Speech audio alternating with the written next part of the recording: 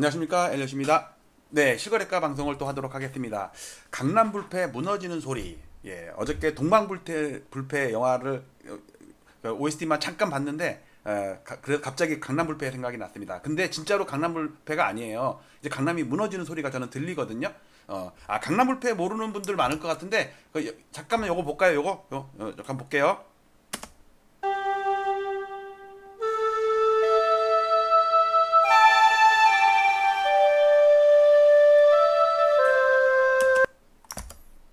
네, 이거 기억나시는 분이 있죠? 이게 한 30년 넘은 것 같은데? 그쵸? 30년 넘었죠? 제가 유치원 때 본 거니까, 5살 때 본 거니까, 네, 30년 넘었네요. 예, 제 나이는 영원한 31살입니다. 자, 오늘 자료를 업데이트하다 보니까 제가 지금 여기는 센 놈들만 모아놓은 거거든요. 이게 2021년부터, 이건 전체 서울이고, 강남구, 서초구, 송파구, 강남 3구죠. 그 다음에 용산구까지 한 다음에 또 재건축이랑 관련된 영등포구랑 양천구입니다. 여기에 그 공통점은 뭐예요? 토호제입니다. 강남, 서초, 송파, 용산구는 토호제인 거 아시죠? 그 다음에 양천구는 목동 14개 단지가 토호제죠. 그 다음에 영등포구에서도 재건축 단지들은 토호제죠. 그것들이 지금 무너지고 있어요.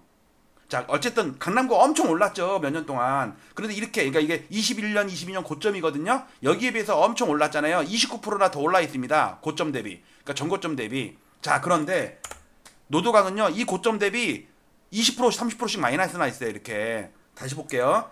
강남구가 여기 이 고점을 넘어가지고 이만큼 오르는 동안 노도강, 금강구 이쪽은 여기서 빠진 다음에 더 빠졌다고. 지금은 25개구 중에 8개구가 이래요. 전고점 넘은 게 없잖아요.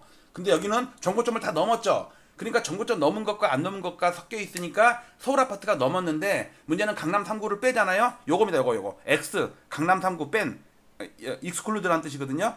서울은 서울인데 강남 3구 뺀 22개구만, 물론 여기에 뭐 영등포구, 용산구 다 들어가 있어요. 강남 3구만 뺀 거예요. 그러면 딱 전고점이에요.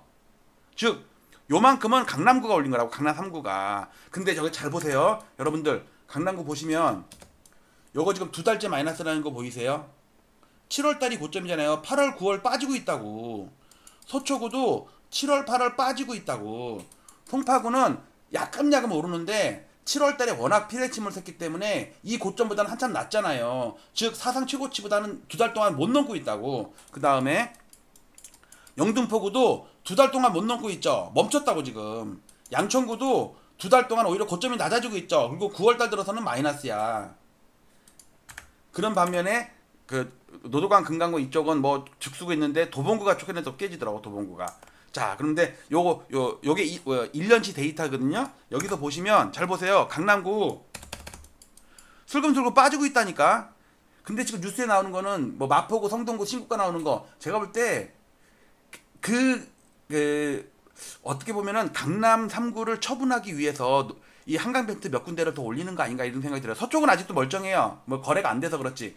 자, 송파구도 빠진 다음에 반등을 했지만 곧 7월 13일 고점을 못 넘고 있습니다. 자, 뭐 나 이건 아침에 방송하는 거니까. 자, 요거를 1년 동안 그래프를 보면요, 이번에는 동별입니다. 아까는 구였죠. 강남구 중에 압구정동입니다. 압구정동 7월 고점 이후에 계단식으로 빠지고 있어요. 성동구, 마포구가 올라도 강남구가 밀리면 서울 아파트는 무너질 수밖에 없다니까. 대치동도 9개 단지인데 여기도 시가총액이 꽤 커요. 여기도 고점 대비 밀리고 있죠. 물론 상승률은 압구정동이 훨씬 높았지. 잠실동, 송파구 중에서도 잠실동이 밀리다가 최근에 조금 반등을 하는데 고점에 비해서 한참 낮잖아요. 이렇게 볼까? 자, 압구정동이 계단식으로 밀리고 있다고 지금 2달 동안, 2달 넘게. 그 다음에 대치동도 2달 넘게 슬금슬금 밀려요. 계단식으로. 그 다음에 잠실동도 2달 동안 밀리다가 최근 들어서 9월달 들어서 살짝 반등을 해. 근데 고점 대비 낮죠. 즉 얘네 잠실에서 막 신고가 나온다는 얘기 안 나오죠. 그쵸? 압구정동에서 신고가 뭐 60억짜리가 70억 됐다 이런 얘기 안 나오잖아요. 신천동도 이제 심각해졌어요. 신천동 여기에 파크료가 있잖아요. 그 다음에 신천 장미 뭐 이런 데 있잖아요. 계단식으로 뚝뚝 떨어지고 있다니까. 제가 그러니까 계속 올라가던 놈이 올라가는 거는 제가 별로 관심이 없어. 걔는 가던 길이 가는 거야. 근데 문제는 가던 길에서 빠꾸하는 놈들 있잖아요. 이렇게 신촌동 빠꾸하죠. 대치동도 빠꾸하고 압구정도 빠꾸하고 잠실도 빠꾸하고. 이게 자꾸 누적이 되다 보면요, 강남구가 무너진다고. 서초구, 송파구 뭐 다 마찬가지예요. 용산구도 마찬가지. 용산구 여기 이천동도 마찬가지예요. 보니까. 자, 그 다음에 여러분께 보여드릴 거는 요거는 2006년부터 매매가 평균이에요. 즉 지수 상승률이 아니라 예를 들어서 지난달에는 뭐 50평대가 거래가 됐는데 50억짜리가 거래가 됐는데 이번 달에는 20억짜리가 많이 거래가 됐어. 그렇다고 30억 떨어진 건 아니잖아. 그쵸? 매매된 대상이 다른 거지. 그쵸? 예를 들어서 50억, 그러니까 지난달에는 20억짜리가 30억이 됐어. 올랐죠? 근데 이번 달에는 50억짜리가 40억이 됐어. 아니다. 거꾸로 해야 돼. 거꾸로. 다시 정리할게요. 좀 헷갈려서 그런데 지난달에는 20억짜리가 21억 됐어. 떨어졌죠. 이번 달에는 50억짜리가 40억 됐어. 떨어졌죠. 분명히 지난달도 하락이고 이번 달도 하락이야. 근데 제3자가 볼 때는 지난달에는 18억짜리가 거래됐는데 이번 달에는 40억짜리가 거래됐네. 그러면은 20억 넘게 올랐네. 이렇게 착각할 수가 있다고. 즉 20억이 18억 되고 50억이 40억 됐으면 둘 다 떨어진 건데 각각 정태적인 개념에서 보면 지난달에는 18억이 거래됐고 이번 달에는 40억이 거래됐고 그러면 옳은 거로 착각한다고.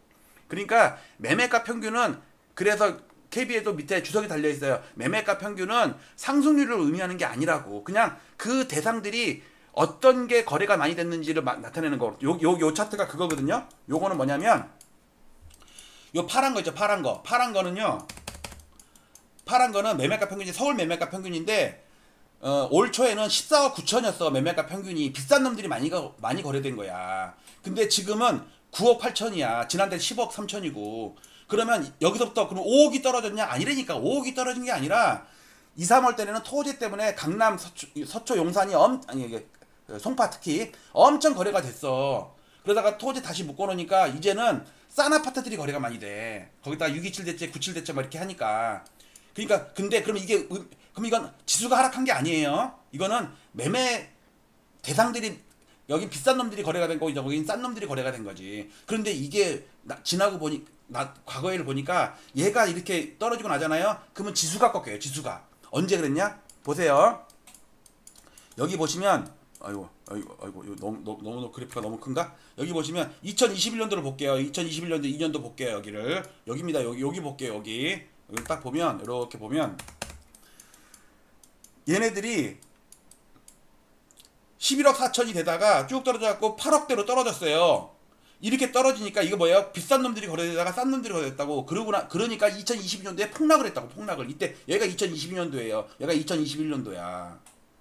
이해 가세요? 그때 고가 아파트도 볼까? 고가 아파트. 이거는 강남 3구만 따진 거거든요. 강남 3구가 27억 7천이 지금 17억 7천으로 바뀌었어. 왜? 지금 40억짜리 50억짜리 거래 안 돼. 그래도 10억 20억 30억 거기는 꾸준하게 거래는 된다고. 이 야금야금. 자, 그러면 과거 이때도 그랬어요. 2021년도에 이게 폭락하고 난 다음에 가격이 폭락했다고. 여기 있네. 요거 있죠. 요거 연두색. 요게 서울 아파트입니다. 얘가 빠지고 나니까 폭락을 했다고요. 근데 지금도 아직 안 빠지고 있다가 버티고 있죠. 얘가 빠지고 나니까 뒤늦게 이렇게 폭락을 했다고. 과거에. 그다음에 요거는 노도강이에요. 노도강도 예를 들어서 보세요. 노도강이 여기서 고점에서 이렇게 빠지죠. 7억 1천만 원이 나중에 4억대까지 떨어졌어. 그러니까 여기 파란색 있죠. 노도강이 이렇게 폭락을 했다고. 이렇게 폭락해갖고 계속 지금도 폭락해. 강남 3구도 이거 강남 3구거든요. 2022년도에 폭락할 때 얘가 먼저 빠지고 나니까 그 다음에 빠지더라고. 근데 지금도 계속 여기까지 올라서 잘랐거든요. 지금 안 빠지고 있어. 조금밖에 안 빠져. 근데 요 빨간색 평균 매매가가 빠져버리면 지수를 끌어내리더라고.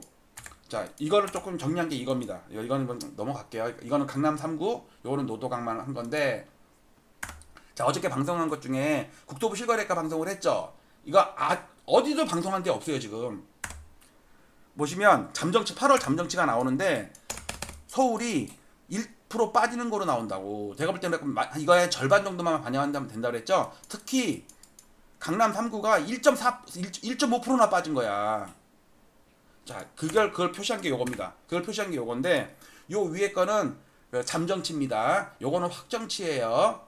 근데 요거는 잠정치와 확정치의 오차입니다. 물론 8월달 건 아직 확정치가 안 나왔으니까는 차이를 계산할 수 없지만, 항상 잠정치보다는 확정치가 또 좀 높게 나와요. 왜냐하면 여기는 그 예를 들어서 한 달이라면 보름 동안 앞에 보름 동안 신고된 걸 갖고 한 건데 이거는 30일을 다 포함한 거잖아요. 그러면 나중에 15일 동안은 더 올라 있을 거란 말이에요. 상승장에는. 그러니까는 그 잠정치보다는 확정치가 더 높게 돼 있어요. 자, 그런데 지금 잠정치가 최근 들어서 이렇게 크게 나왔단 말이에요. 1%가 넘게 마이너스가 났어요. 그전에는 다 0. 몇 %대였어. 그러면 이거는 최소 마이너스 0.5%는 된다는 얘기예요. 근데 그래서 이걸 그래프를 그려보면 이렇게 됩니다. 자, 방금 그려놓은 국토부인데요. 국토부 그려놓은 거예요. 자, 여기서 보시면요. 서부권이 보합이에요. 확정치입니다. 이거는. 도심권은 마이너스예요. 동부권은 찔끔 올랐어요. 왜? 그 전달 빠졌거든. 그 다음에 서남권은 마이너스예요. 동남권도 크게 마이너스예요. 다 합치니까 서울이 마이너스예요. 즉 8월달이 마이너스란 얘기예요. 즉 7월달이 고점이란 얘기야. 이해 가세요? 국토부 실거래가 중에 이게 1년 만에 마이너스가 나는 거라고. 이게 얘가 1년 만에 마이너스가 나는 거예요. 여기 마이너스가 날 것 같아요. 여기서. 그렇다면 엘리엇이 작업하고 있는 이 강남 3구 물론 많이 올랐죠. 그런데 강남 불패가 무너지는 소리가 나지 않아요. 여기서 소리 들리지 않아요? 파란색 2개? 음봉이란 말이에요. 지금 하락하고 있다고. 서초구도 하락하고 있고 송파구는 아직은 하락은 안 해요. 근데 고점이 높아. 얘는 7월달에 다른 데는 꼬리가 별로 없는데 송파구는 꼬리가 있어. 그 다음에 용산구도 지금 지난달 마이너스 이번 달 플러스, 영등포구는 지난달 보합 이번 달 마이너스 살짝, 양천구 이번 달 마이너스 나오고 있습니다. 자, 그래서 강남 불패는 영원한 게 아니다. 근데 이미 무너지는 소리가 들리고 있다. 이게 본격적으로 무너지면 서울 아파트가 무너지고 전국이 무너진다고요. 그걸 조심하세요. 아, 나는 강남 갖고 지금 우리 성동구 마포구는 잘 오르고 있는데 어느 한순간입니다. 강남 여러분들 그 2007년도에 버블세븐 무너질 때 강남 3구가 진짜 순식간에 무너졌어요. 이번에도 그럴 가능성이 농후하니까 조심하시고 자기 포지션 그다음에 과도한 레버리지 점검 잘 하시기 바랍니다. 마치도록 할게요. 감사합니다. 6월 9일 날 올린 건데 제가 제목에다가 혹시 우리도 하면서 물음표를 던졌는데 일본의 잃어버린 30년 시작은 대출 총량 규제. 지금까지 대출 경영을 하던 은행들이 그날을 계기로 일절 돈을 빌려주지 않기 시작했습니다. 갑자기 대출을 끊어버린 거예요. 이게 진행되다가 그걸 가속화시킨 요인이 있어요. 뭡니까? 그거를 빗대면 우리나라에서는 어떤 대책이 나올 것인지 제가 볼 때 한 1, 2년 안에는 나올 것 같아요. 대책이? 예. 뭐냐면 토지 공개념. 잠깐만. 아니, 그거 되게 위험한 발언이야. 네. 세금 제도는 그 당시에 일본이 지조라고 그래가지고 토지세를 도입을 처음으로 했어요. 폭력단 신법도 범죄와의 전쟁을 벤치마킹한 거고 일본의 지조라는 것도 우리나라에 있던 종토세를 벤치마킹했다고 이따 신문기사에 나와요. 종합토지세. 예. 지금 명칭이 바뀌었죠. 이거를 유출해 본다면 저는 한 1, 2년 안에 토지 공개념이라는 게 도입이 될 것 같아요. 노태우 대통령 후보가 이제 당선이 됐어요. 12월 달에. 자, 여기에 보면요. 토지 공개념 도입 확대. 저 얘기 맞아. 이게 88 올림픽 때 할 거예요. 여기 보시면요. 토지 공개념, 당론 윤곽, 민정당. 이게 이재명 대통령의 현재의 무기예요. 앞으로 토지 공개념을 어떻게 도입할 건지 제가 시나리오를 해보면 그거 좌파 이념이다. 공산주의 이념이다. 그 헨리 조지의 그 이념에서 나온 거거든요. 그러면 어떻게 이재명 대통령은 왜냐면 내가 가장 존경하는 노태우 대통령님께서 처음에 이걸 제시했고 민정당에서도 당론으로까지 했던 거다. 왜 반대를 하냐? 왜 지금 반대하냐? 이제 이렇게 빌드업을 할 게 저는 뻔하게 그려져요. 그럼 그 당시 35년 전에는요. 국민 84%가 찬성했대요. 이 시나리오를 잘 보면서 앞으로의 시나리오 한번 계획을 한번 해보세요.